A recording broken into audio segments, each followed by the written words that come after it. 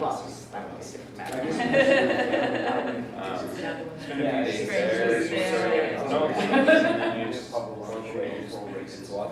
It's like photographing and organizing. You know, this lens. All right, thanks for coming. Thanks for coming. My name is Pietro Sammarco. I'm the education coordinator at VIVO Media Arts Center, which is a Vancouver-based nonprofit artist-run center that directly supports the creation, production, education, exhibition, distribution, appreciation of media works by independent artists and alternative community-based producers and activists. The center also houses the Krista Dahl Media Library and Archive, which is Western Canada's largest archive of experimental video and film works. Today's talk is part of a series of activities we've coordinated around the topic of e-waste, obsolescence, and cultural memory. If this talk intrigues you, you should check out the youth mentorship project, in which 10 artists are repurposing a discarded electronic organ, and also check out the free walking tours of e-waste handling facilities that take place next week. There's more info at the door. This evening's event takes place on the traditional, ancestral, and unceded territories of the Coast Salish peoples, including the Musqueam, Squamish, and Tsleil-Waututh nations. As a privileged guest on this land, it's my hope that the work I do through VIVO provides opportunities to learn how the everyday use of media technologies shape our historically formed relations to each other and this land. Studying the management of electronic waste in relation to these various uses of land and the cultural, political consequences of e-waste management might encourage us to begin or continue questioning these relations. The talk is co-presented by VIVO Media Arts Center, SFU's School of Communication, Free Geek Vancouver, SFU's Institute for the Humanities, and SFU's Faculty of Communication, Art, and Technology, who also provided this room. Extra special thanks to Stuart Points, who's a professor in SFU Communication, and he's also my ex-thesis supervisor, for his continued guidance and generosity in helping me set up this event. Josh Lepawsky is an associate professor in the Department of Geography at Memorial University of Newfoundland. He researches the geographies of modern waste, which he describes as those wastes that are synthetic, heterogeneous, and which entail high degrees of uncertainty around their mitigation and remediation. 2 case studies inform his work: the international trade and traffic of discarded electronics, that's e-waste, and much more recently, off-world rubbish, which he defines as the remains and discards of human extraterrestrial activity, so activities in space, outer space. More about his work can be found at his blog, Reassembling Rubbish. His book, Reassembling Rubbish and Worlding Electronic Waste, we read a chapter from it at VIVO last night, and it was really a joy to read it with you. It's tentatively set to come out in the spring, so look out for it. Please welcome Josh. Well, thanks very much for everyone being here today, and special thanks to Pietro and everyone involved who's been helping to organize the events that have been ongoing. This is the second event for me today, so it's been very high energy, and I'm still kind of pumped from the previous one, so hopefully that carries over to this evening. Let me just, before I really jump in, just say a word about the word worlding in my title there. So when I say worlding, what I'm talking about are practices that gather together sets of not necessarily like things: electronic products, corporations, citizens, consumers, wastes, toxicity, and treats them as if they all inhabit the same common world. And the reason that idea is going to be important as the talk moves along is that part of the argument that I'd like to make is that if we're genuinely going to deal with electronic waste in ways that might actually reduce it or mitigate it, we need to world otherwise. We need to re-world or do worlds of e-waste differently.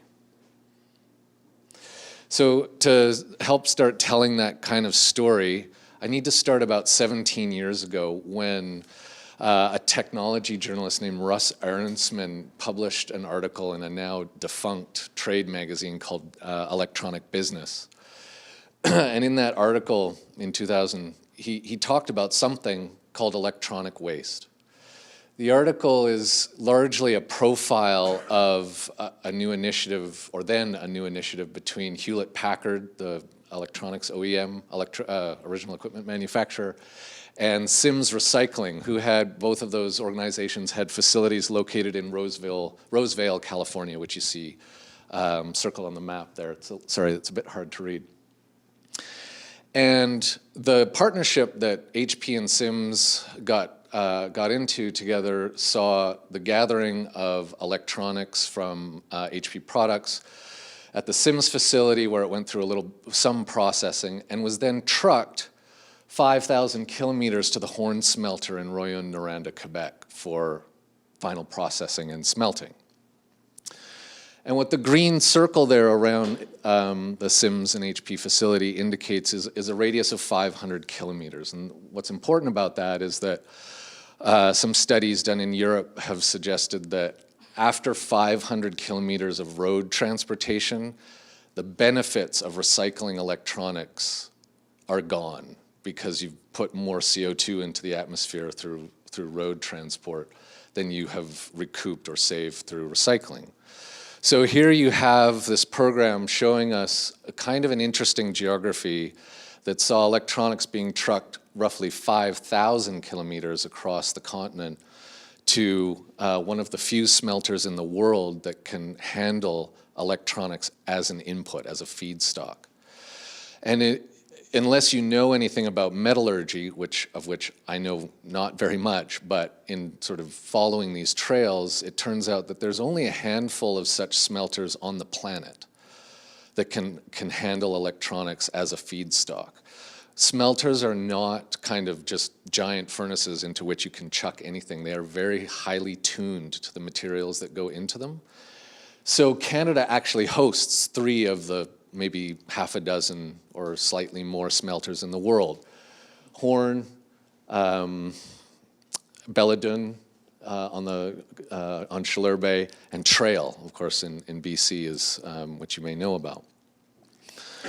Now, other studies of the Horn smelter, that specific smelter, documented that specific smelter, in the same year it was receiving material from the HP program, released 90,000 tons of sulfur dioxide, 620 tons of particulates, 80 tons of lead, and 2.2 tons of cadmium, very toxic heavy metal.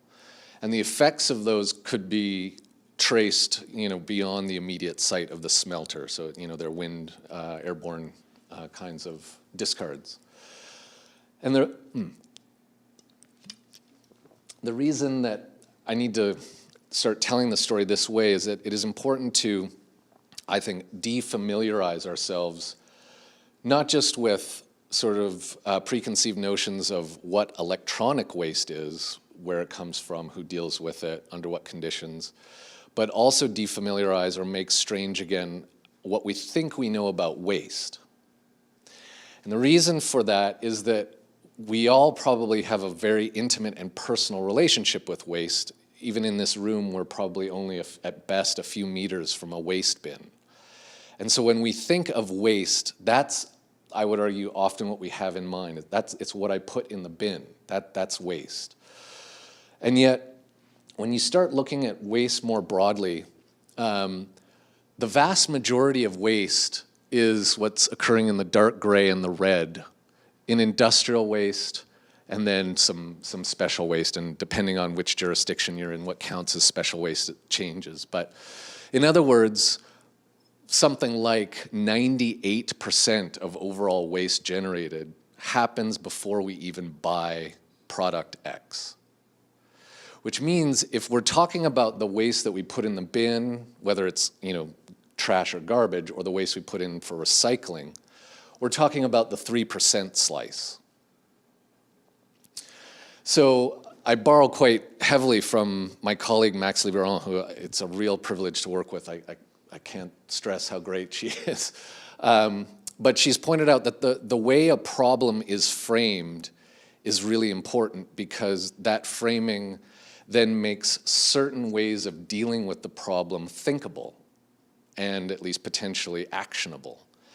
While at the same time, that problem framing not just takes other ways of handling the problem off the table, but even can make them unimaginable. So if we are concerned about dealing with waste more generally, or even electronic waste, if we're talking about household recycling or individual recycling, we are already consenting to dealing with that small 3% slice. We will be doing nothing to deal with waste that happened before we even purchased our devices.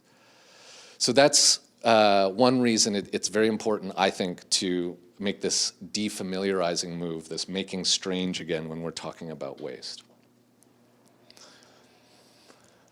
Another concept that I work with today and in my research on electronic waste is this notion of indeterminacy and waste. So as Brian Wynn, a science and technology studies scholar, points out in a book on hazardous waste and risk assessment that hazards and waste are fundamentally ambiguous. Their intrinsic physical meaning is not given and objectively predetermined in nature. In other words, there's nothing in the material that you're talking about that inherently makes it either hazardous or waste. It becomes a tangle of human ideas and the material consequences or effects of the materials at hand. One way to illustrate that is to look at to contrast how the UK and the US regulate the same chemical as a hazardous waste product or item, polychlorinated biphenyls, PCBs. In the US, PCBs or materials with a PCB concentration of 50 parts per million are permissible to be landfilled. But in the UK, it can only be 10 parts per million. It's exactly the same material, and yet they differ by a factor of 5, right? So there's nothing inherent in the materials itself, as it were, in nature, that is defining the hazardousness. And so waste, and hazardous waste in particular, is a fundamentally indeterminate phenomena.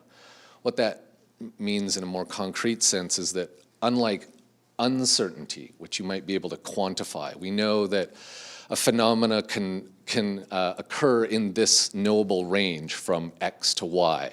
We might not know where in that range, but we know there's, as it were, a ground floor and a top floor. Indeterminacy is different. You don't even know if there is a top and a ground floor, if that makes sense. Now that might seem somewhat abstract, but it works out in how electronic waste or discarded electronics get labeled. So in the 70s, the US Bureau of Mines started doing studies about how what it called electronic scrap might be mined for precious metals and semi-precious metals. The term was electronic scrap, not electronic waste. There was no concern in those reports about what might be happening to it if it wasn't mined. They didn't care if they weren't worried if it was going to landfill or what. But then in 2002, just after Ahrensman's article in Electronic Business, an environmental NGO called the Basel Action Network started talking about something called electronic waste. And now, the very same things that 30-odd years earlier had been electronic scrap and a potential source of resources were a hazardous substance and a waste object. Now, of course, those two sort of realities are not mutually exclusive. Even today, we can see kind of a mixture of treating discarded electronics often as waste, but sometimes people are thinking about them as a potential resource. I'm simply pointing out that the same underlying thing has two different worldings around it at different points in time and from different groups. So it's there is a fundamental sort of ontological indeterminacy to the thing itself. I also need to draw on this notion of non-coherence, I think I do when I'm talking about electronic waste. Non-coherence, again, comes out of some science and technology studies literature. The conceptual distinction is non-coherence is not the same thing as incoherence. Incoherence is sort of fundamentally not knowable. Non-coherence is different in that, at least in principle, you can know something even if it does not occur in any kind of regular patterning, I guess. And the way I might illustrate that notion is, so these are some graphics from a paper I published a few years ago that examined the new laws that had been being passed in Canada and in US, specifically to handle electronics take-back from consumers. And so there's, a couple of things to notice. One is that not every jurisdiction had such laws, which is what the map is showing. It's just presence or absence of laws that had actually been passed. And so if you were standing literally on one side of the border, the thing in your hand, the laptop, was not electronic waste, it was something else. For me in St. John's in Newfoundland, it would count as something called bulk garbage and would go to landfill, whereas if I was in BC, it would be taken and recycled in an electronics facility. This graphic here just takes, the columns represent different categories of electronics that each of the laws talked about as covering. And if it's blacked out, it means the law explicitly stated it covered this set of objects. If it's gray, it meant that the law was ambiguous. It might cover, it might not. And if it's white, then the law in question explicitly excluded those objects. And as you can see, it's a patchwork, right? The same underlying objects are not the same from place to place. So we need to talk, or I need to talk about non-coherence when it comes to understanding e-waste as a thing. We might use the pronoun it to talk about e-waste, but corralling the it, into a singularity, is this kind of mixed bag of worldings. Okay, so that's a little bit maybe a heavy conceptual work right at the beginning. So I'm gonna, in the next section, I'm gonna move into some work I've done to try and chart flows of electronic waste around the world. Yes, which looks like a crazy spaghetti diagram. So to set this up, what I did was, keeping in mind the concepts of indeterminacy, non-coherence, and defamiliarization, I did, in a way, stumble across a data set available from the United Nations Comtrade database. There is a data category for waste batteries and electric accumulators. And it's the only international trade category that I could find that relates to electronics in any direct way. And I gathered that data up, and I'll talk about this more in a minute, but then started mapping it out in terms of how it's traded from territory to territory.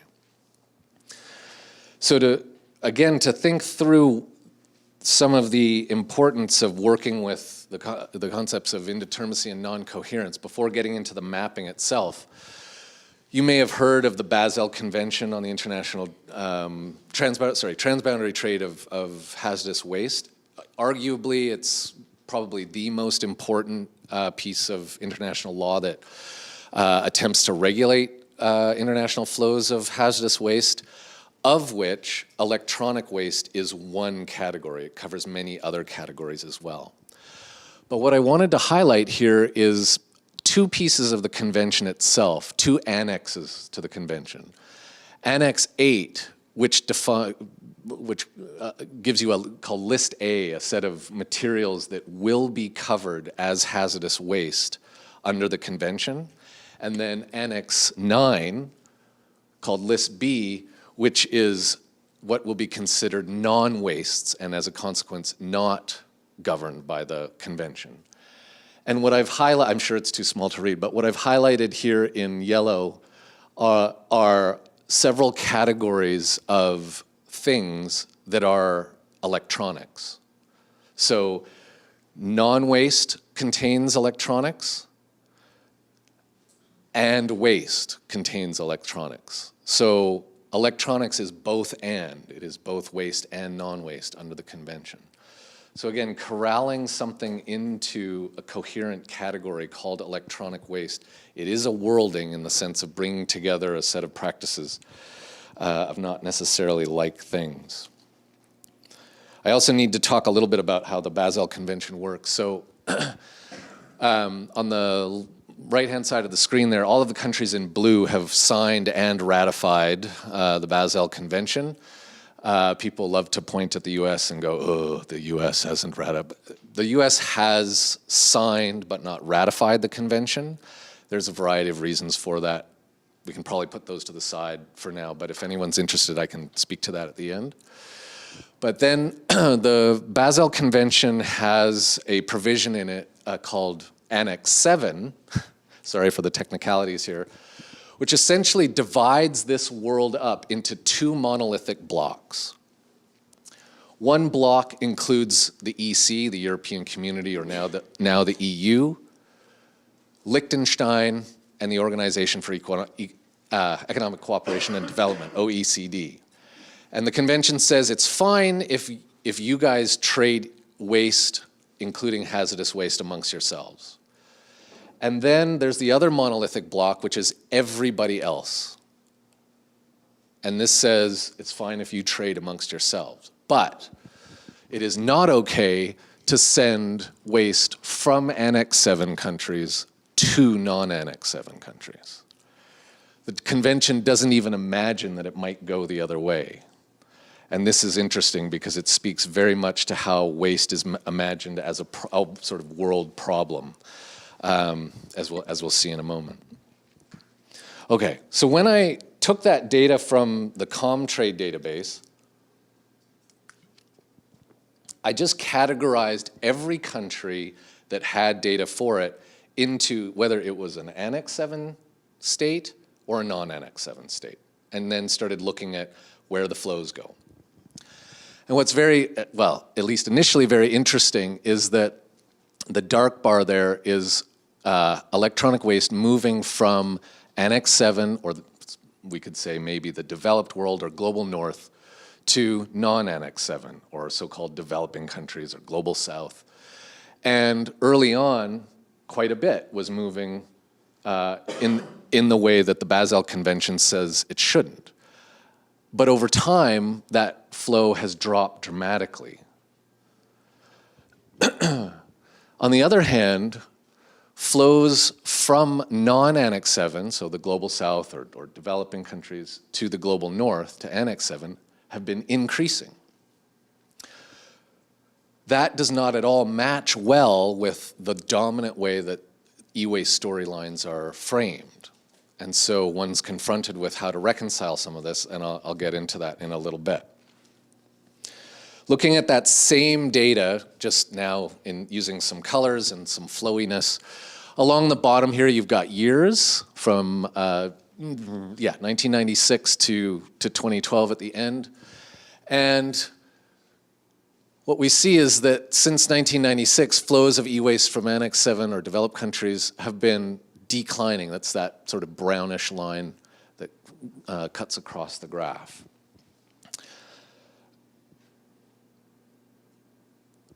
At the same time, especially now, the vast majority of e-waste flows is occurring between Annex 7 or developed countries themselves.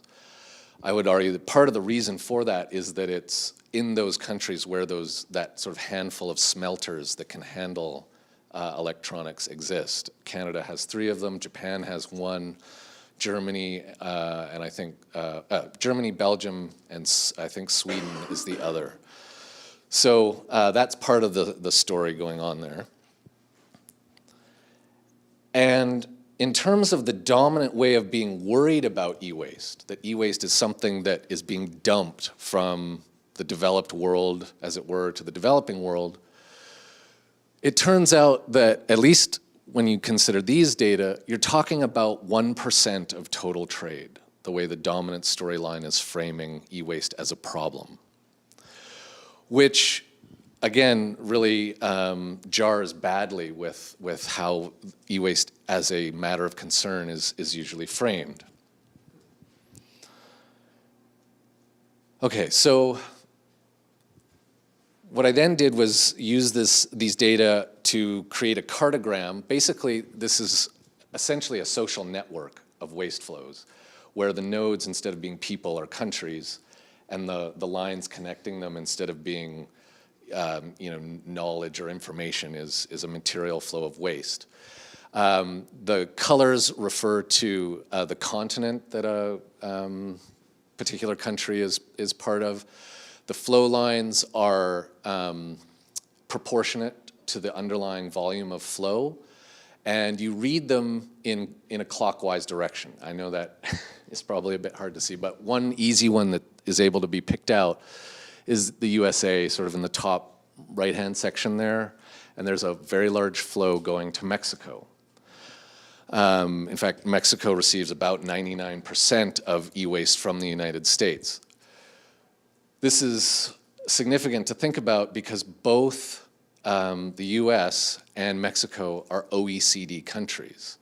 So whatever you might think about whether that's fair or right or just, it's legal under the Basel Convention. That doesn't make it okay. It simply is not a trade that is in violation of international law. So again, that is some empirical evidence that we might need to think about or rethink what we think we know about e-waste if we're going to deal with it as a problem. So if anyone is interested in sort of following this up, I've made this available on the website that's going to accompany the book. And it's an interactive website that allows you to click on any country that's included in the data set, and you'll be able to see its trade network. Over here on the side, you get a list, you get a little bit of extra information. So I just clicked on the US. It's telling me it's part of the OECD. It's an Annex 7 country.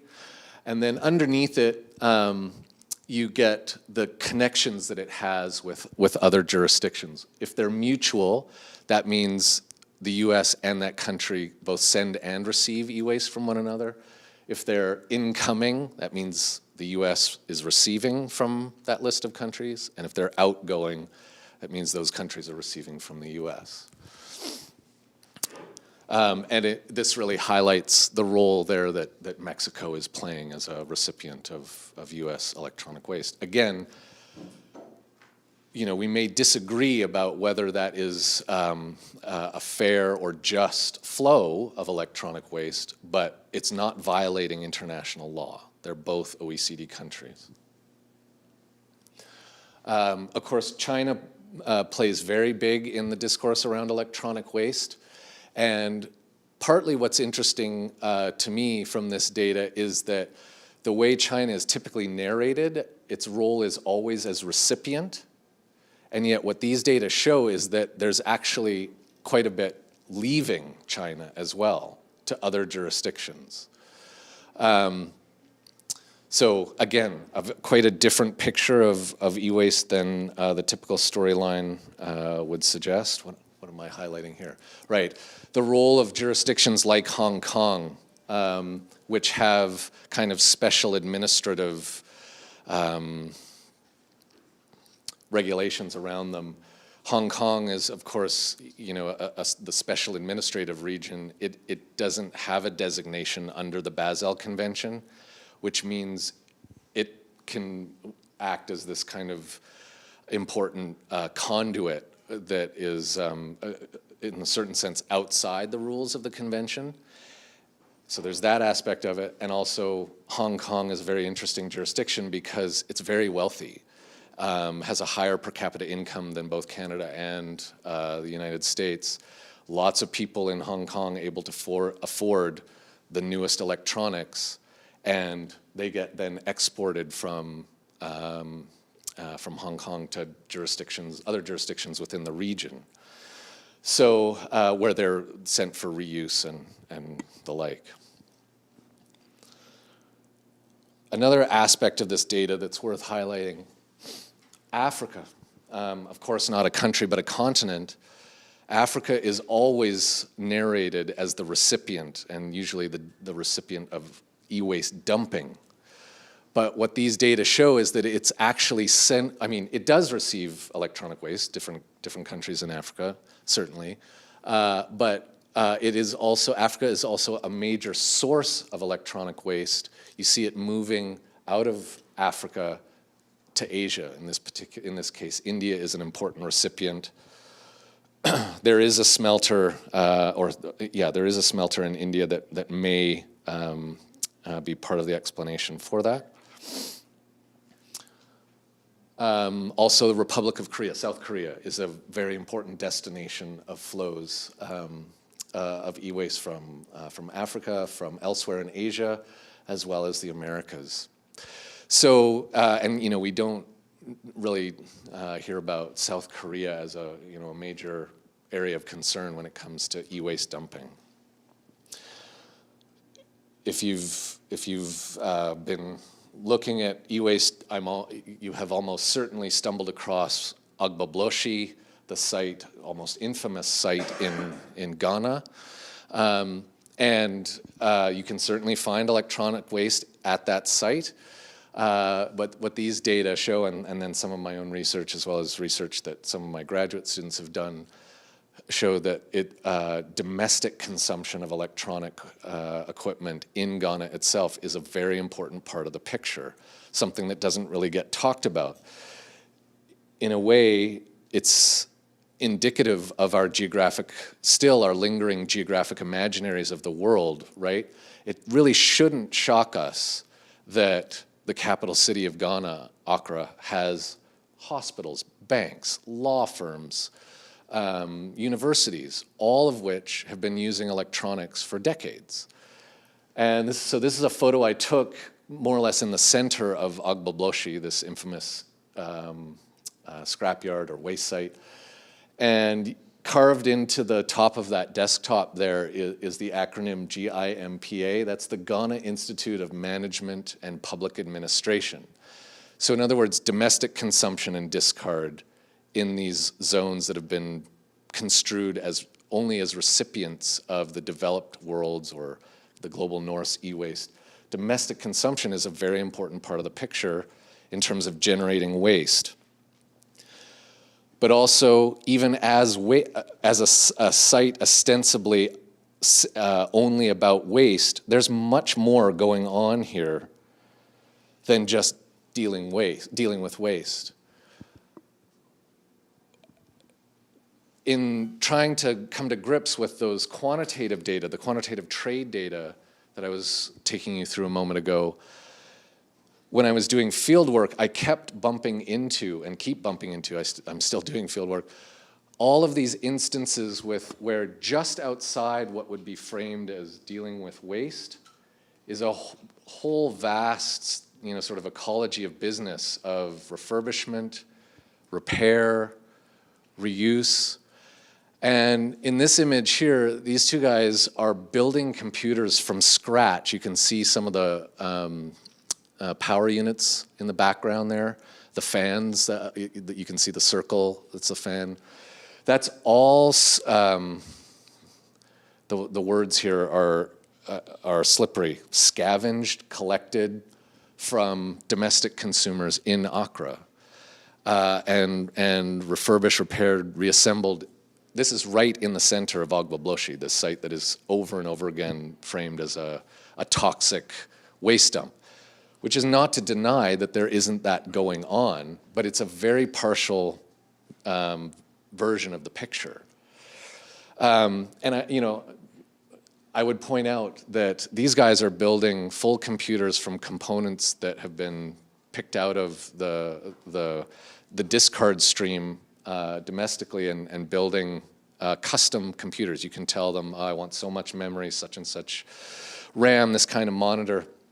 Now, I don't know how to do that, right? These guys don't have any formal education. How many in the room would be able to assemble their own computer out of, not random, but scrap parts? I'm just curious. Okay, so yeah, 1, 2, I couldn't. So it really plays, again, with our notions of waste and vulnerability, you know, formal and informal, educated, non-educated, all this kind of stuff in ways that are, I think, very important to think through carefully. Another example of this, and I can't help every time I give a presentation like this telling this story, the first paper I ever published on the e-waste trade came out in the Canadian Geographer, and I got the proofs for the article that was all premised on the quantitative trade data. I got the proofs while I was doing field work in Dhaka, Bangladesh. And the editors wanted the proofs back in like 2 days. So I had to run down to a copy shop where they pulled my article up on the screen on this is a Philips 107T monitor. Those were first manufactured in 2000. So I was there in 2009. It's possible, though I don't know, that that monitor was already 9 years old at that point. At least double the lifespan typically assumed for use in Canada, US, Western Europe. And so I was kind of giddy at the moment seeing, my research playing out in real time. And I didn't think to ask, where did you get the monitor? Did it come from an auction from, the domestic market? Or was it imported? Did you bring it in from overseas? So I don't know. So it's one photograph and thus an anecdote, but it's also telling.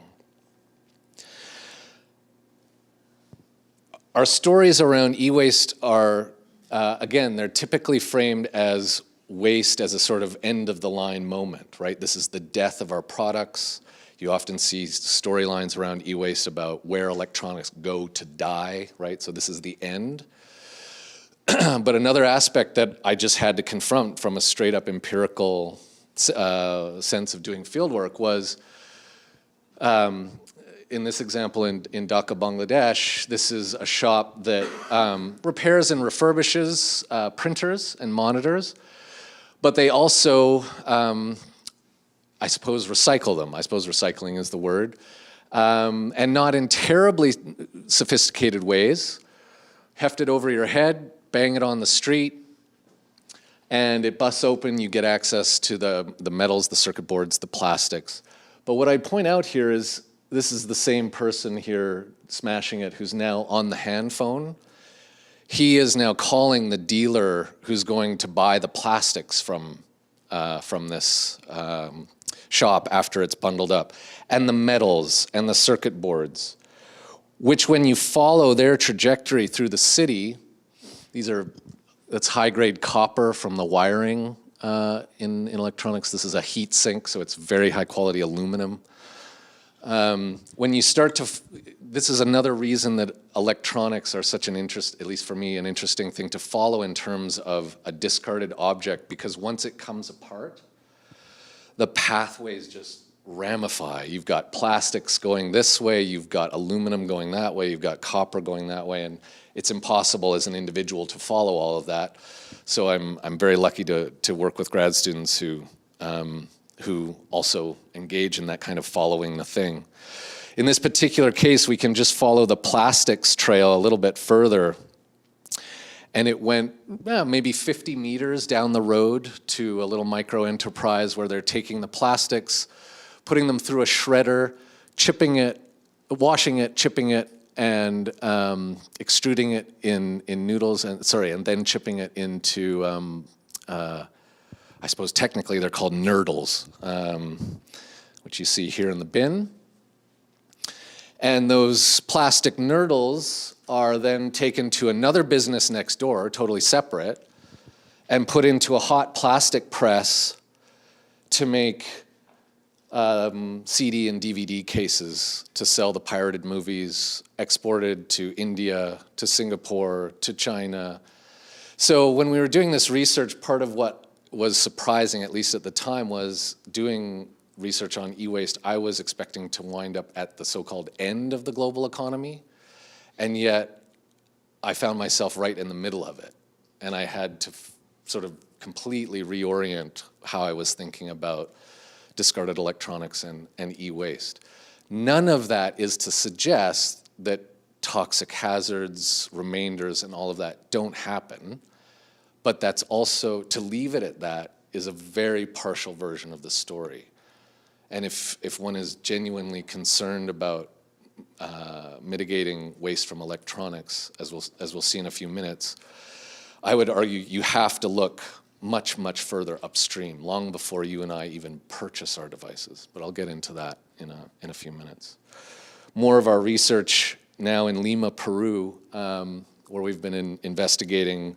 It's now so obvious to me how the role of repair, reuse, refurbishment is in driving this economy of electronic discards that I've had to not really switch tacks, but really start to focus in on global economies of repair and reuse. This is Alicia. She's been repairing CRT televisions for the last 17 years. When we interviewed her, you can't see, it's too small to see, but there's a manufacturer's sticker on the back there. This particular monitor, she's not tearing it apart to get at the materials, she's actually putting it back together. It was manufactured in 1995 in Tijuana, Mexico. So there, you're starting to get in now to sort of global south-south flows. You're getting, that's a 20-year lifespan, keeping that electronic item in use. So one of my colleagues and I have been starting to try and quantify what I will, because I'm not an engineer, he is, I will loosely call the environmental offsets of repair. So what has been conserved by keeping these materials in use, as opposed to what goes into manufacturing a new device. And just almost as a tangent or an aside, one of the reasons that there is such a demand for what we might think of as e-waste here, or discarded electronics, is that the quality of manufacture of electronic items for our markets is much higher than for less wealthy, poorer markets overseas. And so that's part of it. There's a demand for that high quality yet very, very cheap, even free electronics, right? We get rid of them. You bring that to a different country and you can resell that for tens of dollars that you've gotten for free. So it's a huge profit margin, right? That's part of it. Another part of it is that, especially when it comes to CRTs, even though CRTs have now, for the most part, the manufacturing of them has ceased as we've switched to flat screens, there's still a huge demand for CRTs outside of US, Canada, Western Europe, because this older equipment is much more robust in terms of handling fluctuations in the electricity grid. And so it can handle blackouts, it can handle a very kind of surging, reducing power load, whereas newer devices tend to burn out much more quickly. And so even though it's very old and very used, the demand for it is there because it continues to work, much more so than newer electronics. Okay.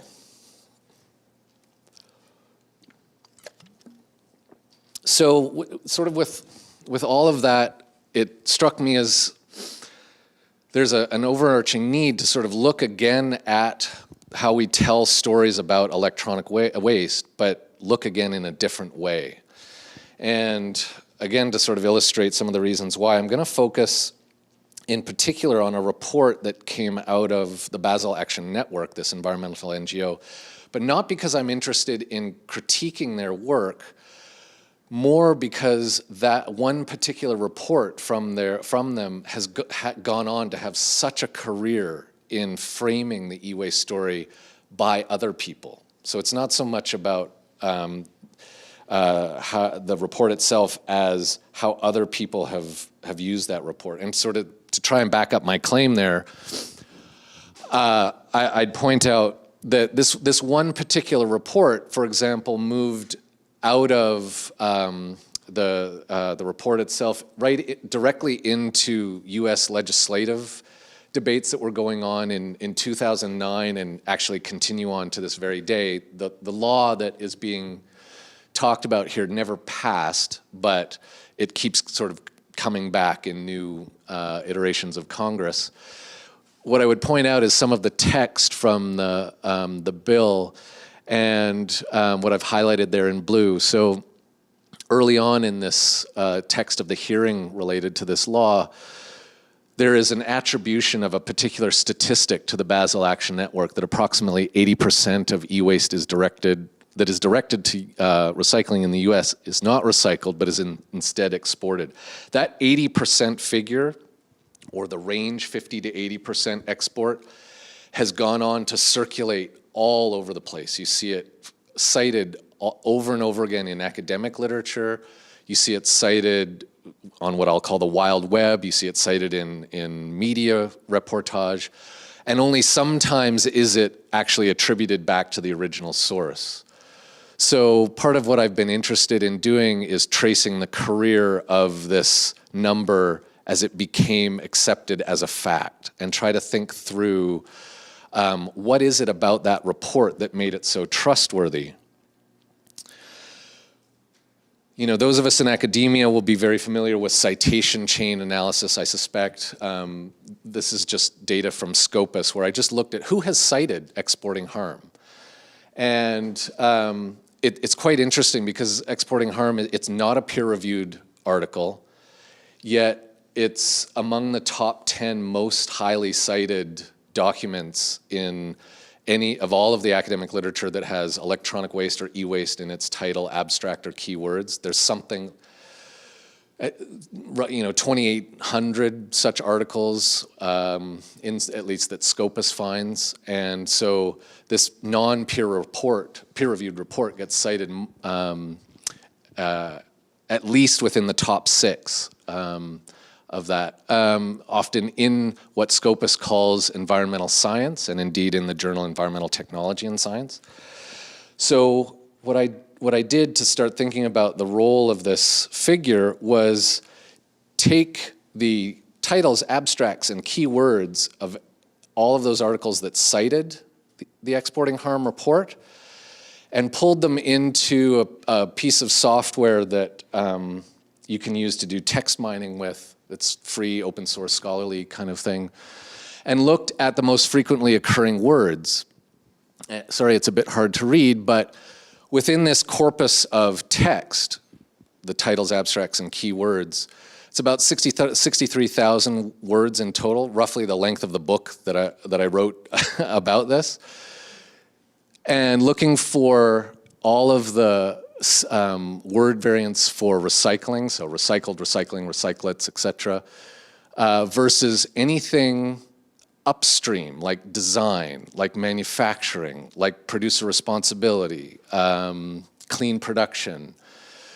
Recycling occurs, or some variant of recycle occurs over 400 times, which is 10 times more than any of those other more upstream ways of dealing with electronic waste. So what this tells me is that academics ourselves have started construing or worlding electronic waste in a very partial and particular way as a post-consumption discard problem, as opposed to anything to do with mining, manufacturing, design, etc. Which means whether we're cognizant of it or not, we are framing the problem in a particular way. And that means we are framing it so that we're focused on that 3% of the problem, right? Which is very telling. I also wanted to look at the trajectory, or the trajectory of that report as it occurs on what I'll call the wild web. That's a little bit harder to do. Except, as you may know, now with Google image search, you can do what Google calls a reverse image search. And you can drag and drop an image, and Google, when you set it up properly, it will return all of the pages on which that image appears, or all of the pages it can find on which that image appears. So I did that, very cognizant that Google is not the web is not the internet is not society, and if we need any reminder of that, you know, this is a cartogram showing where content on Google is largely produced in the US. Of course, there's a linguistic element that it's, you know, mostly Anglophone. So we must be careful about presuming that, you know, the online world is society, but some of the literature that I'm drawing on for this part of the analysis is starting to make the argument that configured in certain ways, you can use Google as a research instrument of the social, as opposed to researching the social online. So in other words, Google results can be an index of broader social patterns and social change. You need to think about how Google works in terms of algorithms.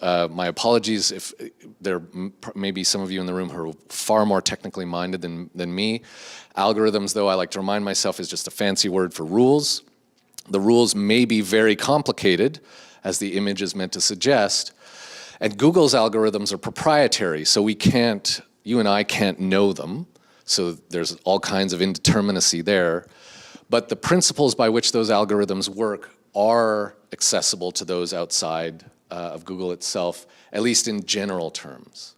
And the way Google's results work is through a proprietary mix of the number of links that a website is receiving, the popularity of the site based on tracking user clicks on it, the freshness, in other words, some measure of how frequently the web page is being renewed or updated, how long the web page has been present on the web. That equals what Google is calling relevance and gives the results the page rank. So the one at the top is, through this proprietary process, deemed to be most relevant. So I'm cutting pretty fast and loose through some pretty technical stuff there, so we can talk more about that later. Anyway, so I took a screenshot of that cover image on the report and did the Google reverse image search. Here are the results in May of 2016, probably too small or blurry to read, but Google says there were 392 pages on which that image occurred. But what I want to draw our attention to first is something else which, when I first recognized what it was quite amazing. So that image, of course, like any photograph, is taken at a specific instant in time at a specific location. But look at what happens with Google's algorithms. It tells me Google's best guess for this image is e-waste developing countries. And this comes from BAN's report, Basel Action Network's report, and you can find the image on their Flickr page, and it says they call it migrant child from Hunan province sitting on one of the uncountable piles of trash in 2001. So what is telling here is a couple of things. One, that this very specific image gets put into this vastly larger category of e-waste developing countries that is resulting, right, from how users are interacting with Google's algorithms. In other words, this is matching, as it were, preconceived notions of what this image what boxes it fits in as categories. That's one part of it. The other thing that's important to notice is what is not returned, and yet in principle could be. I didn't get results like child in yellow sweater, grasses tall green, right? So the absence of those results is telling us in an indexical way what broader social or cultural patterns, right, that this image is resonating with. So Google is now becoming, used this way, a kind of instrument of research, social research with the web. So just like I did with the academic literature that cited exporting harm, I then took the first 100 non-duplicate but also working URLs from the Google reverse image search results. And I took each of those URLs and scraped the text from them, the non-HTML text, the plain language English text from them, and dropped that into Voyant. And the results are very similar. You see again, recycling is the dominant way that those pages are talking about the problem of e-waste, and those pages are the ones that have that image on it. References to design, so there were, this was a corpus of, I think, 123,000 words. Any variant of recycling occurs over 800 times, but anything upstream, design, manufacturing, repair, producer responsibility, clean production, occurs hardly at all. So yet again, a very particular, very partial way of framing the problem is being manufactured. Okay, so that made me think a little bit about the image politics, as some or many of you in the room may be familiar with, that people like Kevin DeLuca have talked about, and the use of what really Greenpeace pioneered as mind bombs, right? These images that create singular moments that, as Kevin DeLuca says, they are about flagging media attention and generating publicity, but they're also about, they're crystallized philosophical fragments, mind bombs that work to expand the universe of thinkable thoughts. The reason I think this is important to think with is how, in quite a contrary, even opposite way, that image and exporting harm, the report, has come to create a universe of thinkable thoughts. It's almost entirely about recycling, even though that report itself says recycling is not the answer. We need to, I mean, it's part of it, but we need to be talking about, in its own words, clean production and design. And yet the public conversation in academia and the public conversation on the wild web is almost exclusively constrained to recycling, which means we're consenting to have a conversation almost only about what to do with waste after it's already made, after it's already there. Okay, so the next little bit I want to talk about is to provide at least some of the evidence about why I think it's important to get beyond the storyline of e-waste being a post-consumer discard problem. And so I'm going to talk about what I call weighty geographies. And I mean weighty in kind of a double sense of literally weighing a lot, as well as sort of morally weighty in terms of the effects that we see. The reason I think this is important is that there's still really a pervasive tendency to be talking about online, the internet, the web, as a placeless, virtual, dematerialized, purely electronic, as if it has no kind of material connection to the actual world. And just to start illustrating that, just a recent piece from the New York Times on Bitcoin mining, it's almost, you see this discourse internally contradictory within it. So Bitcoin, this is text sort of screenshotted right from the article. So Bitcoin believers say it will be the currency of the future, purely electronic. But then the whole rest of the article is about how this particular city in Inner Mongolia, Dalad Baner, has become this major center of Bitcoin mining. And you know, I only vaguely understand what Bitcoin is and how it works, but in essence, it's a very complicated mathematical formula made deliberately complicated so that it is computationally expensive to solve it. You need a lot of computing power to solve it. Solve the problem, you get a coin, you create a Bitcoin. If you want to mine a lot of Bitcoin, you need to run a lot of computers. And what you see there are essentially server farms in Dalad Baner, China.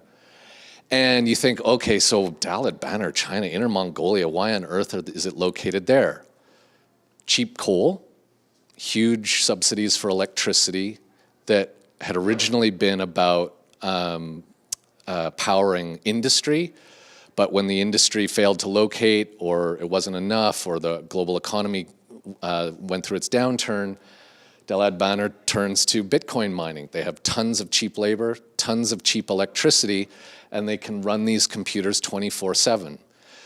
Electricity has to be produced somewhere, somehow. In this case, it's coal. So this ostensibly purely electronic entity is directly related to mining coal resources and, of course, all of the discards that come from using coal to generate electricity, particulates, smog, CO2, etc. Okay, so this is the Lavender Pit, part of the Copper Queen Mine Complex near Bisbee, Arizona, where I've done some of my field work. Between 1975 and 2003, the US electronic and electrical manufacturing sector was annually consuming the amount of copper that came out of that pit over its entire roughly 40-year life cycle. So every year, somewhere a hole of approximately those dimensions was being dug in order to feed just electronics manufacturing within the United States.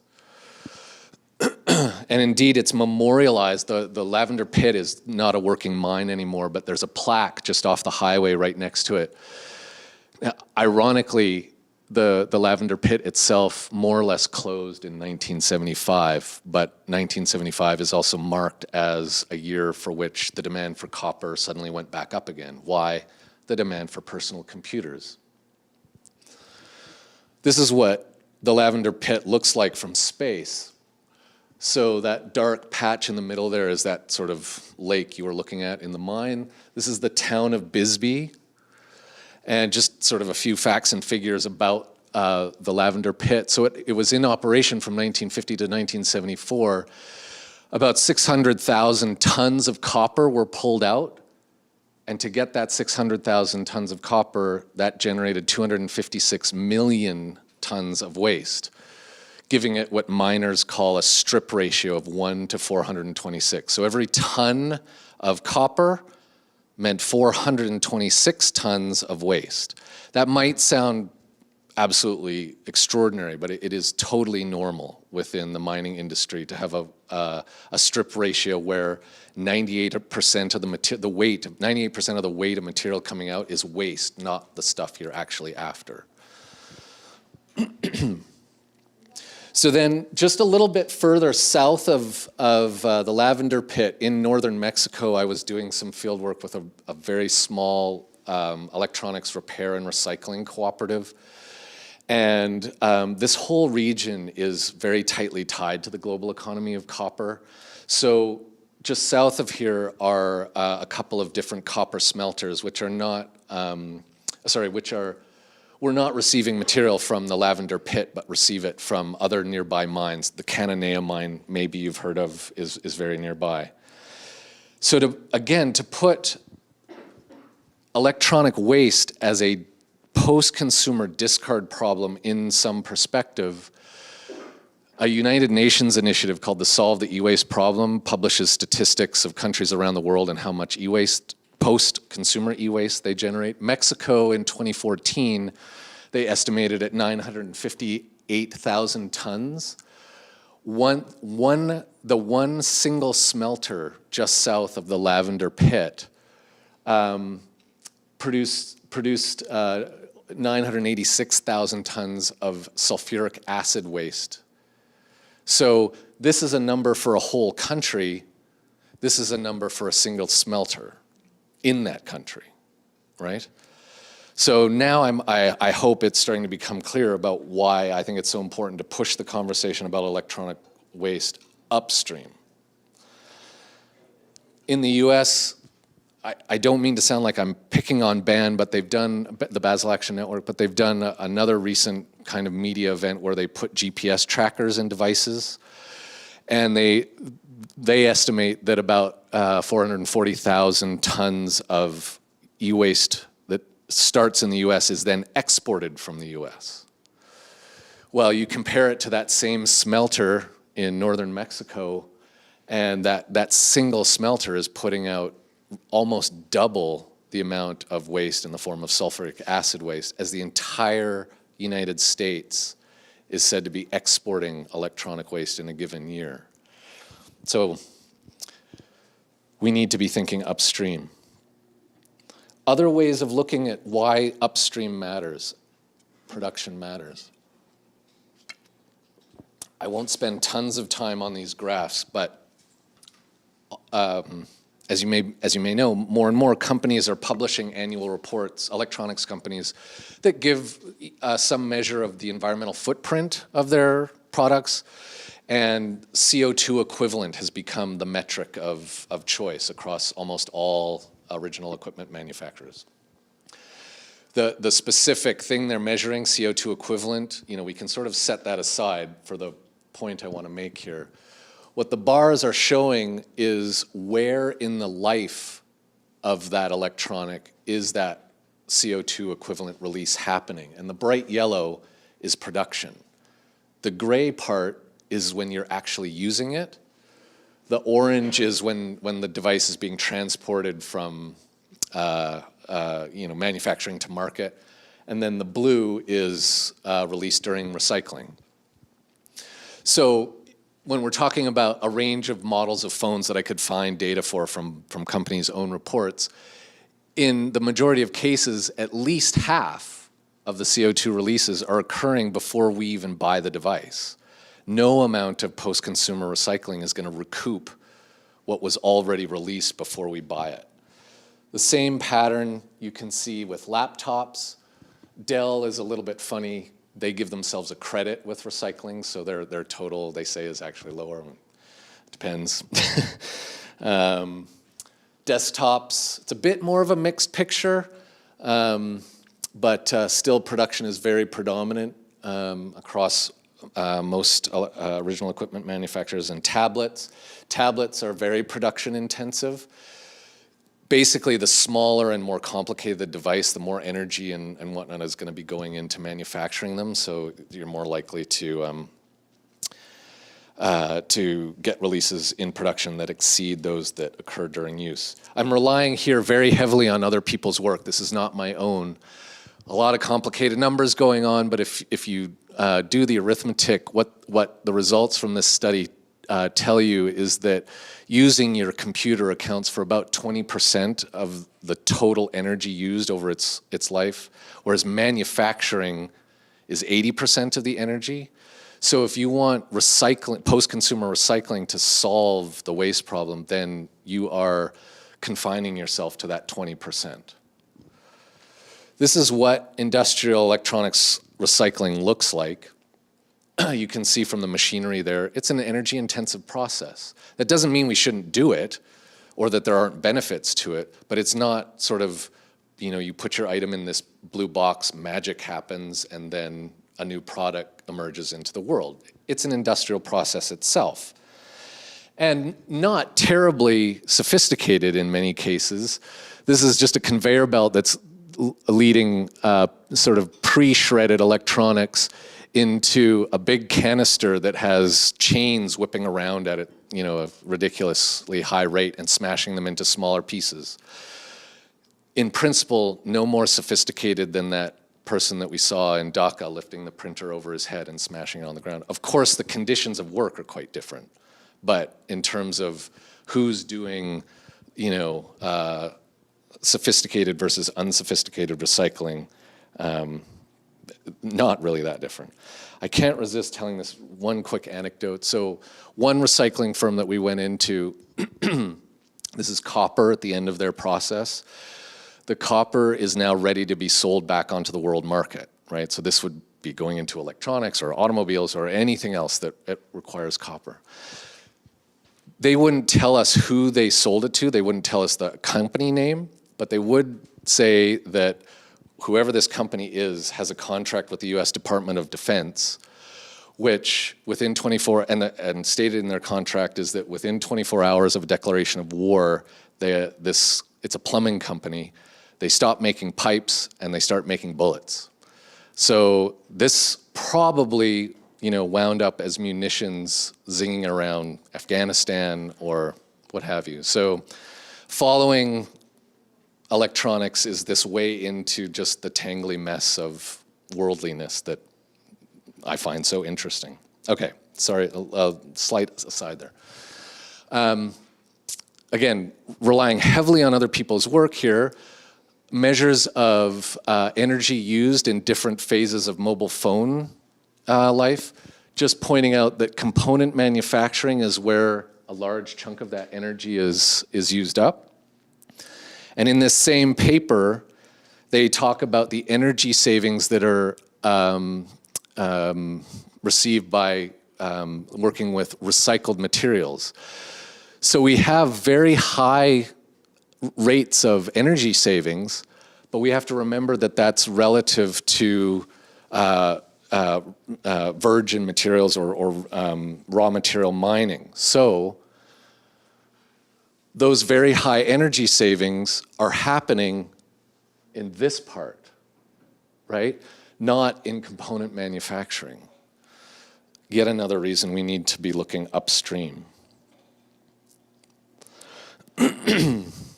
One more piece of evidence about why we need to look upstream. This is a map of data from the US Environmental Protection Agency from their toxic release inventory data set. And it is chemical releases from what the EPA calls the US computers and electronic industry. We often think about electronics as now an offshore manufacturing process. That is definitely important, but manufacturing still goes on in the US. If you're thinking, wondering about the scale of those very colorful dots, they're a bit hard to see, but the biggest one, that's 11 million pounds of, to give you a sense of the scale. And each color, there's so many chemicals released, there's too many colors to represent. So anyway. And we also, of course, we think of Silicon Valley, which is very important, but it's actually, electronics manufacturing in the US is distributed across quite a wide range of industrial infrastructure across the whole continent. And we miss that. We miss all of that if what electronic waste means is post-consumer discard. So remember, this is toxic release inventory data. This is coming out of manufacturing, but it's within the e-waste storyline, this isn't typically what's talked about. Okay. We've talked about the mining, we've talked about production. Let's talk now a little bit more about use. More and more of us are using our devices in a way that connects us to the so-called cloud, right? Which, listen to the word, it's a light, environmentally benign metaphor, right? But of course, all of that cloud infrastructure, it has to be built, it has to be powered. And if we look at, this is a bit of a cartoonish map of server farms around the world, but people who've tried to do some estimations suggest that data centers account for somewhere between 1% and 2% of total global electricity consumption now, and of course that's increasing. 1% to 2%, it's not a huge amount, but on the other hand, that is devoted to one sort of very specific sector of an economy that is typically framed as digital, ethereal, immaterial. We must remember, of course, that everything has to be built somehow, somewhere, and it has to be powered somehow, somewhere. It's hard to make blanket statements about the environmental consequences of running data centers because it depends, on how the power is generated. But even things like hydroelectric can, depending on the ground conditions, lead to the release of something called methylmercury, which it's a highly potent neurotoxin, and it bioaccumulates, and so will work its way up food chains. But none of that is usually part of the e-waste picture. This was a surprise to me, but roughly 95% of our communications over cell phones and whatnot doesn't actually go through space. It goes through undersea cables. Very tiny proportion is with satellites and whatnot. I'll talk about those in just a minute. But There's something like 470, 480 undersea cables currently in use, totaling about 1 million kilometers, so it would wrap around the Earth about 25 times. And when those cables cease to be either technically functioning or economically functional, they are abandoned in place. So they're just on the bottom of the sea, and we've been putting cables across the ocean for about 160 years. Yet another aspect of electronic discards that we don't typically think about when it comes to thinking about e-waste. Their main, the research into this, the effects of undersea cables is actually pretty new, and a lot of it suggests that they're fairly benign, and they even become or can become habitat for benthic organisms. But there are other people who argue that it might look good from a biodiversity point of view. You get all these amazing corals and wildlife, but what's not clear is this new territory opening up, or is this concentrating what was dispersed wildlife from elsewhere now onto these undersea cables.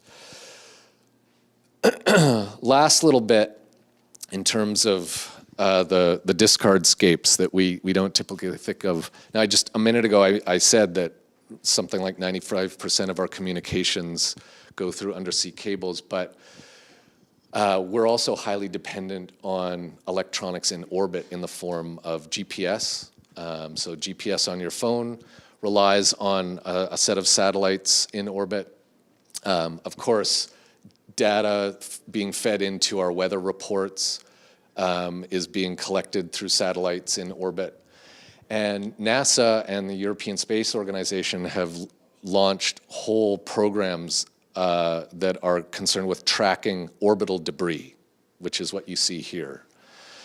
It's an interesting image. You have to realize that the dots there are nothing like actual size. If you were zooming by in a spaceship, you would not see that.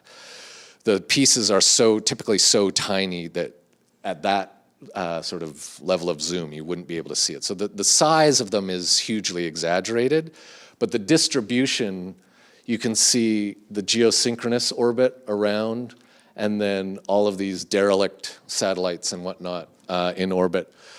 NASA's own data indicates that about half of what goes up fails and then just sits in orbit as waste, discard. So we are having an electronic waste footprint even off the planet as well. Okay, I realize I'm going on a bit long, so I just want to close by not just talking about the problem or even problems, but the things that might actually be done that could move the conversation upstream and have consequences, not with post-consumer discard so much, but moving up into manufacturing and design. So I'm going to talk about some conventional and less conventional things that could be done.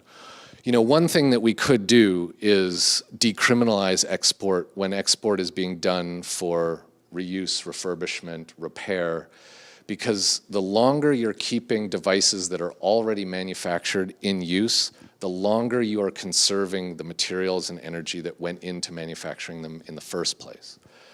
The Basel Convention already permits export for reuse, but it unfortunately has a very ambiguous part of it that says reuse can include repair, refurbishment, or upgrading, but not major reassembly.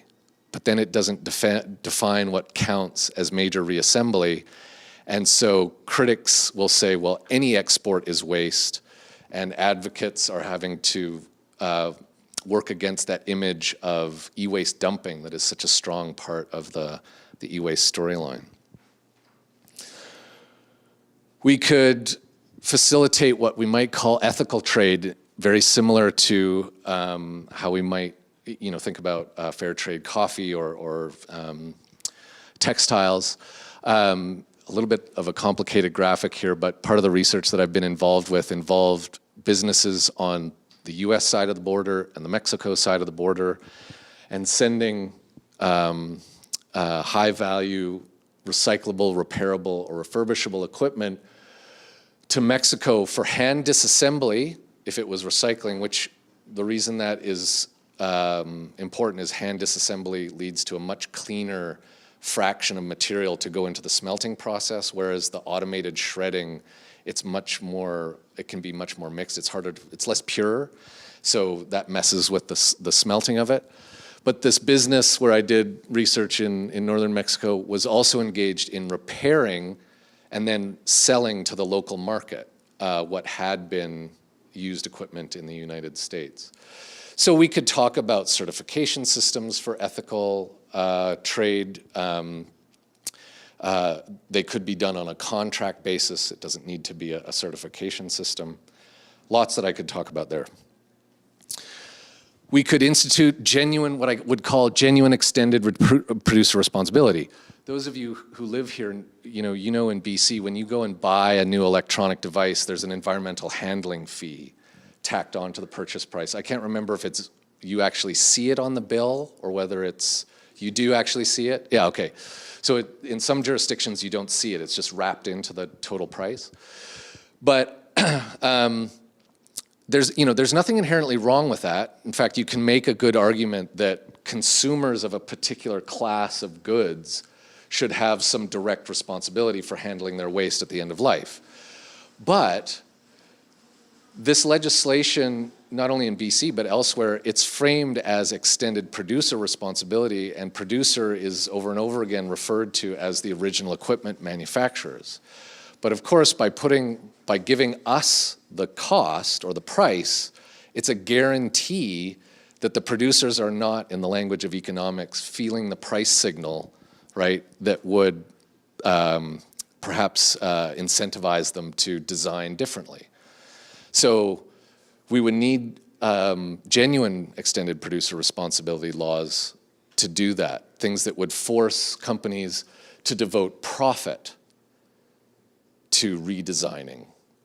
Now this is data from, I'm again borrowing heavily from other people's work here, and they were concerned with labor practices in Apple's supply chain. And they did an analysis of the value chain of Apple's products, iPad and iPhone.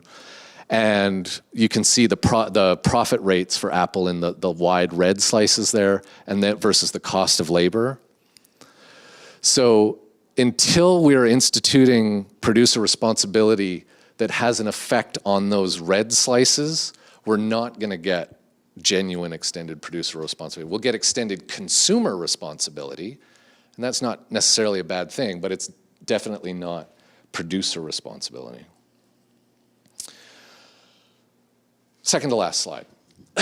We could democratize industry. That sounds very maybe odd or strange. When I talk about this point, I like to think about this phrase that's attributed to this heterodox economist. Is it Arthur Bolding? I think Bolding is the last name. If it exists, it is possible.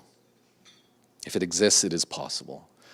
So if you think about institutions like the US FDA or Health Canada, you and I can go into a store, purchase our food and pharmaceuticals without giving too much thought as to whether they're safe to consume or not. Those institutions didn't always exist. In fact, the FDA largely came out of the thalidomide crisis in the 60s, or as some of its regulations came out of that. And Europe didn't have similar institutions and was hit much harder by that crisis. But my point here is that if democratizing industry sounds kind of unusual, it's to understand that there is already public oversight of industry in many ways. So to insist on, organize for public oversight of the electronics industry is not to do anything unusual in that sense. We already have institutions that do that. The other thing that's important about these already existing examples is, when you think about it, is that they are, of course there are all kinds of flaws with it. Companies get around rules and regulations, we know that. But at least 3 multi-billion-dollar industries, food, pharmaceuticals, and automobile industry, have to demonstrate that the products that they are going to put on the market are safe within margins of legislated risk before they manufacture them and sell them. Now, if it can be done in those multi-billion-dollar industries, there's nothing that would then make that impossible to bring to another multi-billion-dollar industry, the electronics industry, where that public oversight insisted on, non or less toxic materials, insisted on durability, insisted on repairability. We already have these kinds of things. The reason I have the National Highway Traffic Administration up there is, none of us would, even if we wanted to, be able to go out and buy a car and drive it legally if it didn't have seatbelts or tempered glass. But it wasn't that long ago when manufacturers didn't have to include those. And the only reason they do is because of organized consumer action, which eventually led to the formation of the National Transportation and Highway Administration. So RoHS and REACH, these are 2 examples of existing legislation in Europe which have actually begun to affect upstream electronics manufacturing.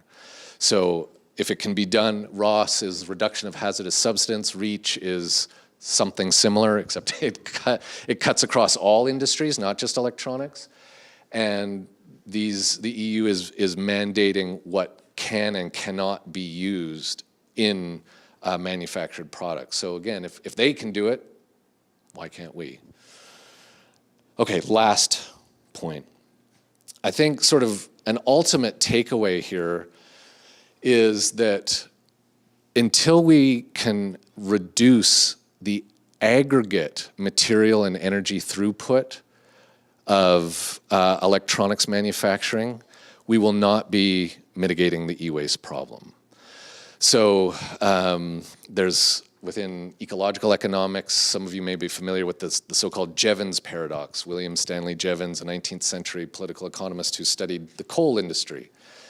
And he noticed this sort of paradoxical pattern where as coal use became more and more efficient, the demand for coal went up rather than down. Because as you needed less coal to do the same amount of work, it meant there was more coal on the market, which meant people who were already using coal could use more to do more work, or people or industries that didn't use coal at all could now afford to do so. So even though you had per unit of work efficiency gains that would reduce demand, you had aggregate increases in demand. So we need to talk about what some people have called degrowth. And that's a giant set of literature that I'm summarizing in a single slide. The degrow discourse has no blueprint, no plan for how to actually achieve it. But one thing that it does talk about is shifting from efficiency to sufficiency. One of the reasons that's important, at least when it comes to the toxicological consequences of things like electronic waste, is even if we manage to do sort of stationary state or less of the same, so same of the same or less of the same, some toxicological components that come out of e-waste will continue to accumulate in the biosphere even if we're just producing them at a constant rate. They will continue because they're effectively permanent. They don't break down. So until we're actually reducing aggregate demand for energy and materials, we're not going to reduce overall waste in the aggregate across the economy or with electronics specifically. Okay, you have been very patient and let me go on for quite a long time. So we still have time for questions or discussion, and I'm happy to talk further about anything that I covered today. Thanks very much.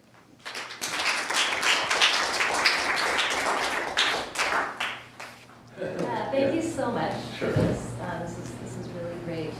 I just wanted to pick up on two sort of aspects of the discourse on e-waste that you brought into question focus on the downstream impacts, and then also this focus on the dematerialization of the internet. Yeah. You know, this, and that both of these are essential to maintaining a growth economy. Because you need, in order to have any kind of logical consistency to the idea of growth, you have to have the idea of a dematerialized Right. virtual economy, Right. light, unimpactful.